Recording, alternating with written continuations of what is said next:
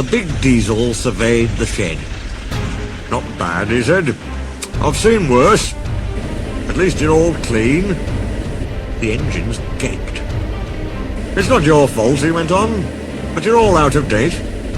Your controllers should scrap you. Get engines like me. A fill of oil, a touch on the starter, and I'm off, with no bother, no waiting. I have to fuss around you for hours before you're ready." At last the engines found their voices. An inspector had to come and stop the noise. They held an indignation meeting early next morning round the turntable. "Disgraceful," rumbled Gordon. "Disgusting," said James. "Despicable," spluttered Henry. "To say such things to us," burst out Donald and Douglas. "It's to teach him a lesson we'd be wanting." But no one had any good ideas, and at last they all went off to work except for Duck and Stepney. "Never mind," said Duck. "We'll be sure to think of something." "We'll have to be quick then," warned Stepney. But their chance came sooner than expected. Diesel purred comfortably. He was being warmed up well before time. An inspector watched a fitter making adjustments. The wind tugged at the inspector's hat. The fitter replaced the air intake cover. "OK, mate," he said. Diesel saw his coaches waiting at the platform. "Look at me, Duck and Stepney, bird. Now I'll show you something." He advanced a few yards, and suddenly he coughed, faltered, choked, and stopped. The inspector, meanwhile, had seen nothing of this. He was looking for his hat. "Can we help you at all?" asked Duck and Stepney sweetly.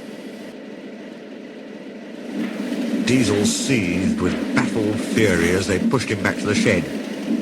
"My hat!" exclaimed the inspector as the cavalcade went by. "Bother your hat," said the fat controller crossly. "The train's due out in 10 minutes, and you'll have to take it, Duck." Duck looked doubtful. But when Stepney asked, "Can I help him, sir?" he felt better. The fat controller was pleased too, and hurried away almost cheerfully to make the arrangements. The engines and their crews made careful plans. "A good start's everything on a job like this," warned Stepney. So as they backed down, they dropped sand on the rails, rolling it firm with their wheels. Both controllers were there to see them off. "Gordon will take over from halfway," said the fat controller, "so get the train there. Never mind about being late. Good luck." "Don't worry, sirs," smiled Stepney. "We'll get there, and be early too." They stood waiting, sizzling with excitement, ready and eager to be off. At last the guard's flag waved. The engines dug their wheels into the sand and gave a mighty heave. "Come on! Come on!" puffed Duck, while Stepney barked excitedly in front.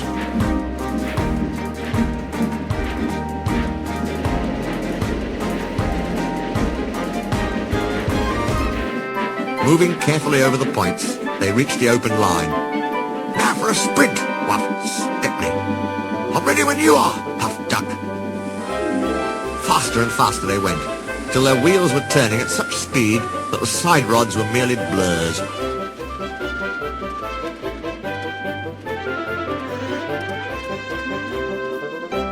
Under clear signals, they whizzed through Edward Station and charged at Gordon's Hill beyond. They felt the drag of their 15 coaches here.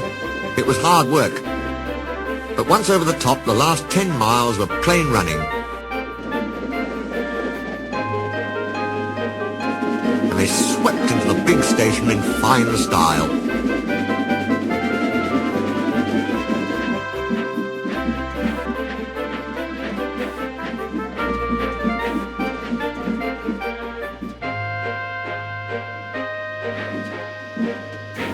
"Hello," said Gordon. "You're early. That's one in the headlamp for old Diesel." "Have you heard the latest?" he chuckled. "Diesel had sucked the inspector's hat into his air pipe. That's why he broke down.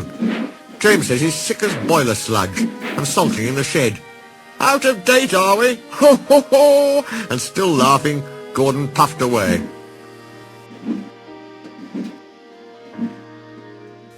Everyone was sad next day when Stepney had to go.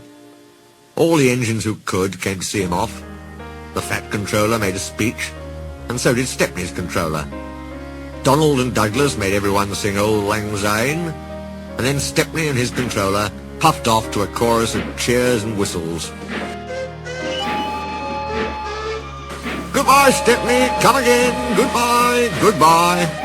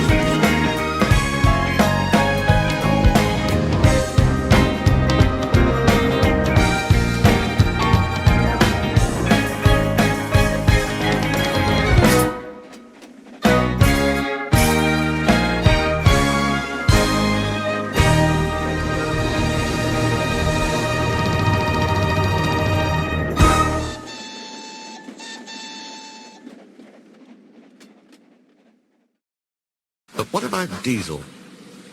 He'd slipped away the night before.